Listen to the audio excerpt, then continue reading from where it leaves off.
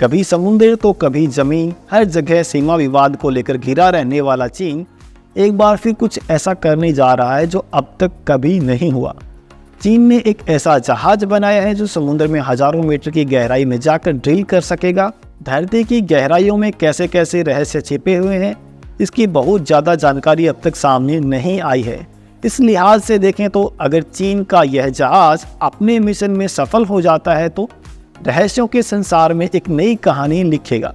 चीन ने अपने शिप का नाम मेंगजियांग रखा है, जिसका मतलब ख्वाब होता है। साउथ चाइना मॉर्निंग पोस्ट के अनुसार इसकी लंबाई 179 मीटर और चौड़ाई 32.8 मीटर है। यह शिप 15,000 समुद्री मील यानी 27,780 किमी की दूरी तय कर सकता है। और सबसे कमाल की बात तो यह है कि यह शिप 120 दिनों तक लगातार काम कर सकता है, यानी एक बार समुद्र में उतरने के बाद 4 महीने तक इसे अपनी ज़रूरत का सामान लेने के लिए बंदरगाह पर वापस आने की ज़रूरत नहीं होगी। यह समुद्र तल से 11,000 मीटर नीचे की गहराई तक भी ड्रिल कर सकता है। इस शिप को 150 रिसर्च ऑर्गेनाइजेशन और कंपनियों ने मिलकर बनाया है। चीन के इस जहाज़ में क्या कुछ खास है, अब ये भी समझ लेते हैं। समुद्र के अंदर ये जहाज़ कहाँ तक और कैसे ड्रिल करेगा, लेकिन इसे समझने से पहले हमें पृथ्वी का थोड़ा सा साइंस समझना होगा। धरती की 3 लेयर्स होती हैं।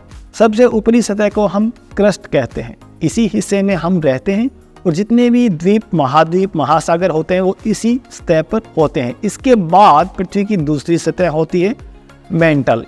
ये मेंटल क्रस्ट के बिल्कुल नीचे होता है। फिर आती है तीसरी सतह, इसे कोर कहते हैं, पृथ्वी का सबसे निचला आवरण। चीन का मेंगजियांग शिप समुद्र की गहराइयों में ड्रिलिंग करके धरती के क्रस्ट को पार करके मेंटल में जाएगा। अगर चीन का ये शिप सफल हुआ तो ऐसा करने वाला ये दुनिया का पहला शिप बन जाएगा। अब आपको ये भी बता दें कि चीन का जहाज समुद्र के अंदर क्या कुछ खोजेगा। चीन का जहाज पृथ्वी की दूसरी सतह मेंटल तक ड्रिल करेगा। जैसा कि अभी हमने आपको बताया, इस हिस्से में लोहा, एल्यूमिनियम, कैल्शियम, सोडियम और पोटेशियम जैसे कई तत्व हैं। अगर चीन का जहाज यहाँ तक पहुँचने में सफल हो जाता है तो मिनरल्स के लिहाज से एक बड़ी कामयाबी हासिल कर सकता है।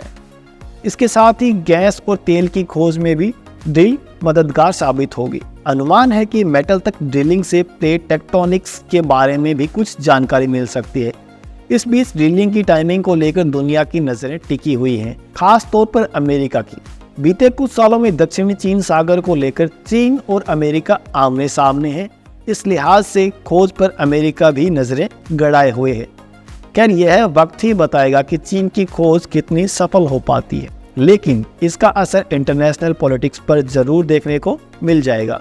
आप इस पर क्या सोचते हैं, हमें कमेंट बॉक्स में जरूर बताएं। दोस्तों, मेरा नाम है जीत। आपको वीडियो कैसा लगा आप कमेंट सेक्शन में बता सकते हैं। अगर आपको हमारे वीडियोस पसंद आ रहे हैं तो चैनल को सब्सक्राइब करें। मिलते हैं नेक्स्ट वीडियो में। देखते रहें आपका अपना favourite channel election guide. Bye bye.